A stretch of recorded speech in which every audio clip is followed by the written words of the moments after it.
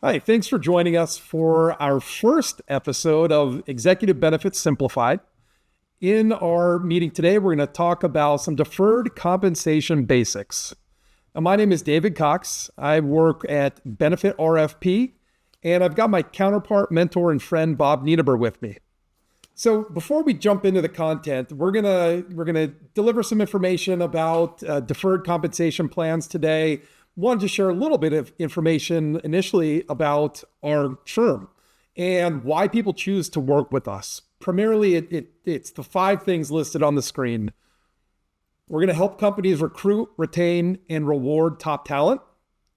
We focus on our independence. It's a strength, and we're going to use this to help our clients find the best solutions possible.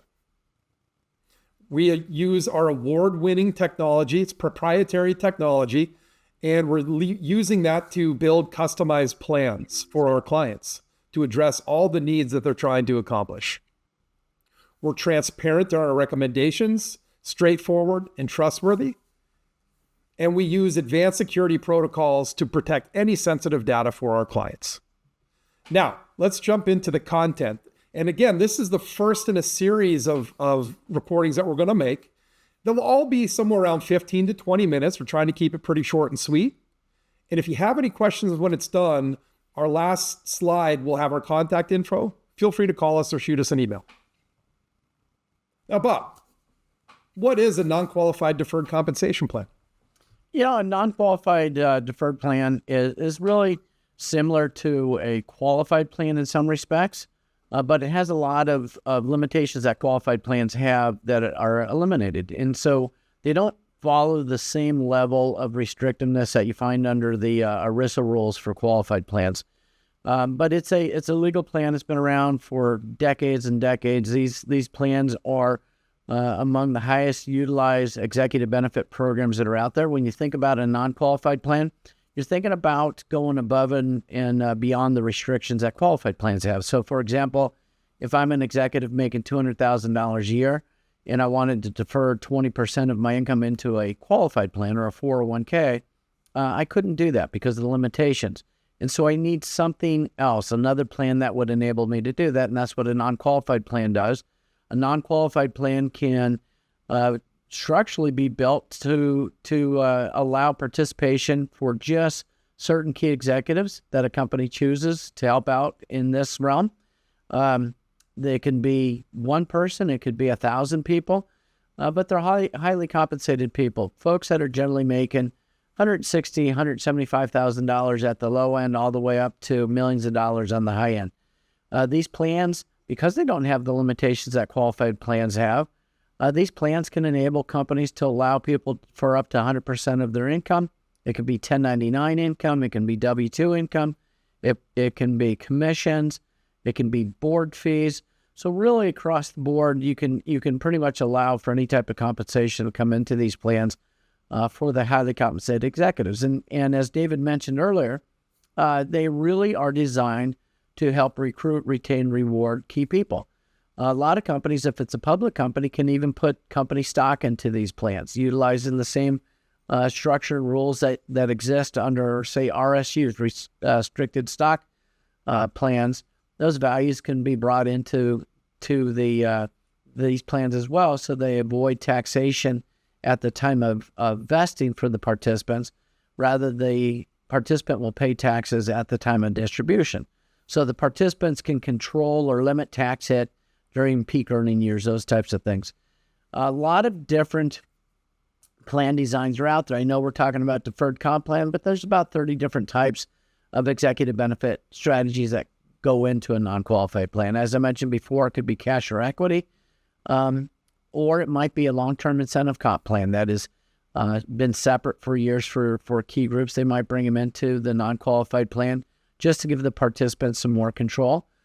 Companies have long been putting together phantom stock plans, and most companies realize down the road that phantom stock plans can actually not be a cheap plan, but be the most expensive plan that they implement. So they'll start to do some funding programs around those phantom stock plans using the non-qualified deferral strategies on there. And when you're thinking about payout on these plans, one of the nice features is for a participant, you can actually take some payout while you're still working. These are called in-service distributions. And just as the title indicates, these are taken out, dollars that are taken out while you're still in service of the company, while you're still fully working without penalty. You can also set it up so that it's a true benefit that comes out for just retirement planning. A lot of people set these plans up in high tax states. I'm talking to you from California, and we're among the highest tax states out there. And so a lot of participants will, put away millions of dollars in these plans while they're working in California. But as long as criteria is met, they can take advantage of distributions into other states that have lesser taxes or even no state taxes. And they can use what's called source tax and take those distributions out as long as they qualify without paying state taxes. So there's some tremendous tax advantages, timing advantages, amounts that are deferred into these plans. Vesting can be different for all the participants. It can be the same for all participants, whatever the company's goals are. So there's just a tremendous amount of flexibility that exists in a non-qualified plan that doesn't exist in a qualified plan. That's a great summary. And yeah, the two big things that stood out to me, the flexibility, both for the employer in terms of the design of the plan and the participants as well, giving them more flexibility in terms of how they save and prepare for the future. And the other one is really the control. So you've got control over who participates and how much they may benefit from this sort of plan. And then you've got participants taking control of their tax liabilities and different things like that. So these can be a great benefit for companies of all sizes. It doesn't have to be Fortune 500, 1,000 plus employees. We see a lot of interest in these types of benefits for plans, around 100 or so total employees and above. So let's dig in a little bit more. So from an employer perspective, let's say I'm an executive at a company or an owner. Why might I be interested, particularly in offering a non-qualified deferred compensation plan? Well, when you think about non-qualified deferred comp, this is truly an executive benefit. And people come to their jobs, generally based on salary, on how much they're going to make. That's what brings people into the door. What keeps people in the door, though, are benefits. And having benefits properly set up, we see a lot of plans that lack these benefits, and they have among the highest turnover costs and turnover active employees leaving for other companies, taking key company data, stealing clients, all that kind of stuff with them when they go.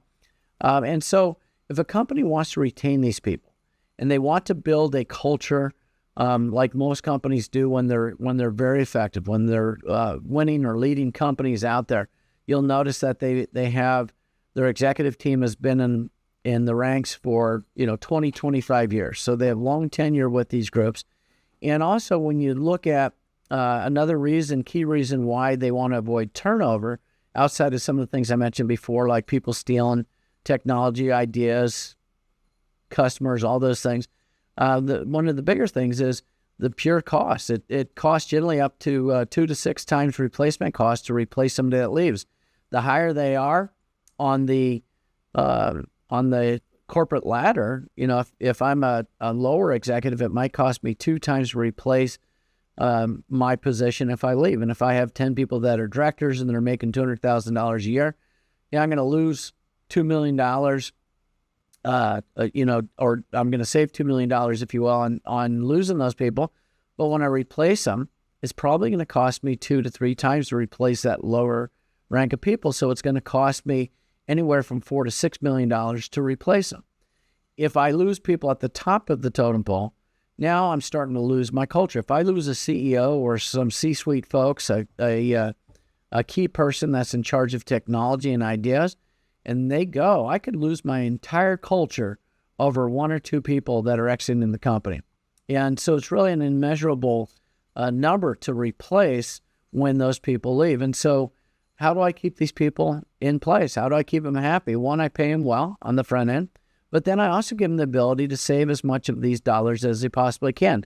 If I'm paying somebody $500,000 or a couple $1 million a year, odds are they don't need all that money today. In fact, a lot of them don't even care to look at that or deal with it. They'd rather have it just be safe for them. And if they don't have a non-qualified plan of some kind that enables them to do that, you're actually hurting them. They're actually being forced to leave because they're losing money that they don't have any intention on using today. They're going to use it in the future, in their retirement, whatever their goals are, but they're paying the taxes on it today. They're losing the valuable human life value that, a lot of times if they lose those tax dollars, they're not just taxed today, but they lose the ability for the money that has left they lose the ability for those dollars to compound. And so if they live another 30 years into retirement, had they hung on to those dollars, it could have been compounding for them the whole way through. But because they pay taxes, they lose the money today and they lose the ability for those dollars to compound, and it just erodes their human life value. And so we help companies put together plans that are very specific to the individuals that they're trying to retain. A lot of times we put together plans that will help recruit people so that when HR is out there looking for new people to bring in, they can tell them about all the great benefits and perks that they have. They can tell them they have a plan that is very much in favor of the executives to not only earn a lot of money, but to save as much money and compound as much of that in investments as possible. And so that's exciting. That's what participants want to hear. And that's what, honestly keeps people locked in. Most people leave because of lack of benefits in an organization. So if you want to avoid this turnover cost, if you want to avoid the hassle of always having to recruit, replace, and pay these huge replacement costs, then put together a nice benefit plan. It really doesn't cost much. And in fact, and David, you know this, if a plan is put together properly, it's actually cheaper to pay senior executives and executives that are all HCEs, highly compensated executives, utilize an executive benefit plan. It actually reduces cash flow related to paying out these people. And on top of that, if a plan is funded and put together properly, then the assets will actually create a profit center for the company. So no longer can somebody say, well, we put together a benefit plan, but it's too expensive on cash flow, or it's too costly in the long haul. No, it makes you a profit. It brings down cash flow.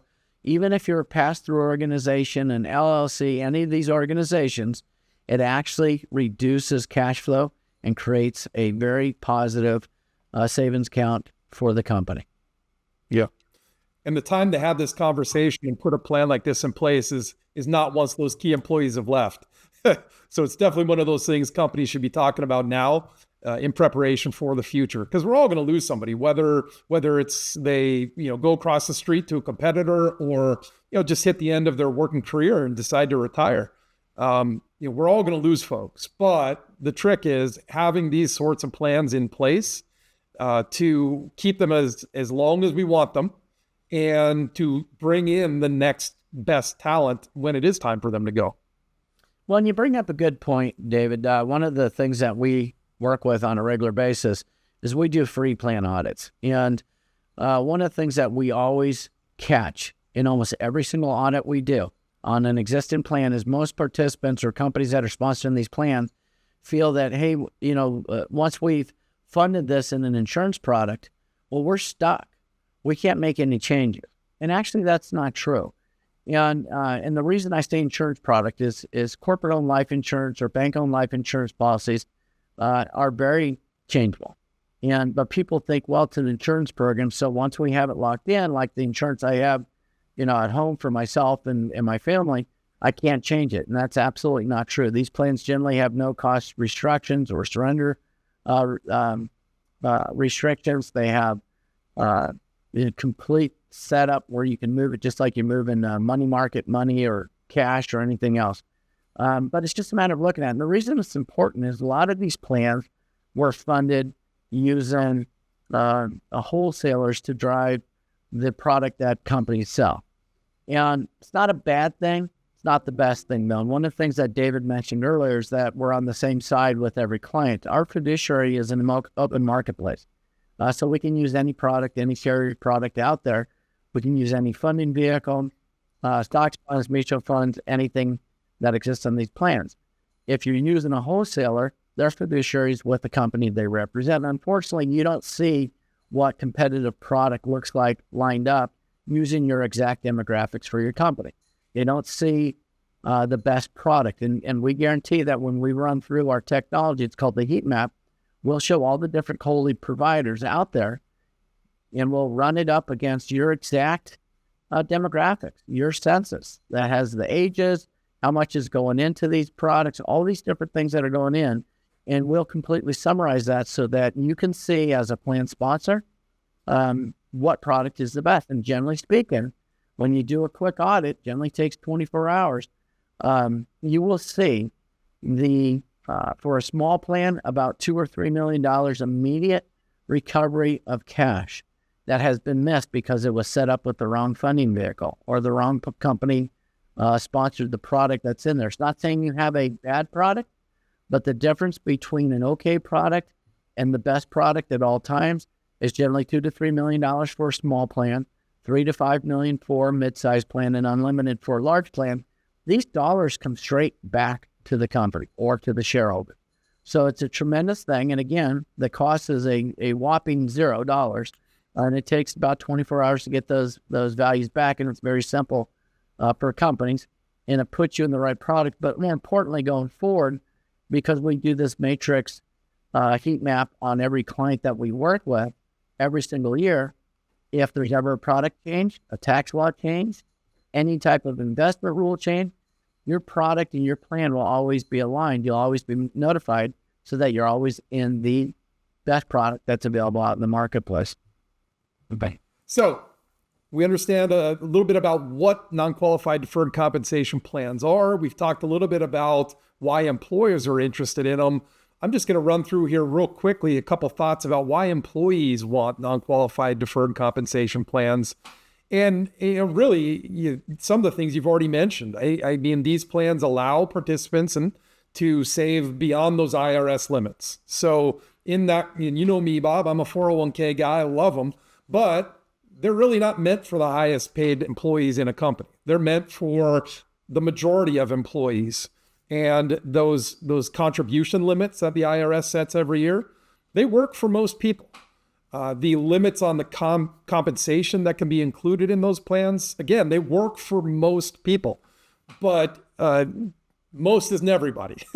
And so when we talk about the high paid folks, the high earners, they're typically, the key contributors in the company, and they simply can't save enough in a qualified plan to prepare adequately for the future. Can also be a situation where maybe it's not retirement. You mentioned the in-service distributions. Maybe there's a big expense coming up. Maybe it's paying for a child's wedding or education, or preparing for thinking about retirement. But maybe part of that is taking an extended trip, traveling to see places that a person's never been and always wanted to go. So we've got flexibility within these plans to allow participants to save more on a pre-tax basis. So we're giving them that control back over their taxation. We've got the ability to do a number of things in terms of saving different kinds of compensation. You mentioned 1099 employees traditionally cannot be allowed to participate in qualified plans. This could be like board members and things like that who may not need the money that they're receiving and have the ability then to set it aside in a plan like this. I know, personal example of working with a client. They were trying to recruit somebody over, a high-level employee. That person was leaving a company that had a deferred compensation plan. They knew they were going to be getting a sizable payout when they left that company. And so they wanted a place to park their salary in their first year with the new employer. So we helped them set up a plan just like this for that transition period. And rather than paying taxes on the money from the distribution from the former employer's plan and salary at the new employer, gave them control back over when they received that money, and it fit better in their lifestyle, allowed them to plan better for the future and prepare to pay for the taxes that they were going to owe. Yeah, no, it happens all the time. With the big differences that I see between qualified plans like 401ks versus a deferral plan or a 409A plan, it's just the restrictions are very harmful for HCEs. Actually, it's reverse discrimination because when you think about a qualified plan, you're thinking about the group hug. It's fairness for all the rank and file employees. And I love 401ks. I don't like 401ks for HCEs because when you start earning large sums of money, these plans are purposely discriminatory against them, and they have to have something else. And so when you start looking at like what you described, where somebody moves and now they're going to take a large distribution and they've got a large salary and they need to defer 100% of their salary, it works out good. There's a lot of things like that. One of the first things that I always look at with companies is, tell me about your 401k though. And when the 401k comes back and they say it's safe harbor because of all the failings of the top hats in the plans and all the headaches that go along with that, and saying, well, we don't have any other options. Absolutely, you have many options. One, somebody that is an HCE, a highly compensated executive, could be in a 401k at the same time they could be in deferred comp. If the plan, a 401k is failing its top hat testings, then take the highly compensated folks completely out of it. Put them completely in a non-qualified plan. Your benefits can be the same in a non-qualified plan, but you could open up the limitations so that if I am in the higher income earning area and I need to set aside more money for a deferral, I have that ability. But the match could be the same as the 401k. All your headaches disappear from the safe harbor. And let's face it, safe harbor plans do not retain anybody. So as soon as you pull off the retention rules around your 401k, you've actually opened up the ability, and what a lot of people will say, a lot of times people will leave just to get those dollars out early.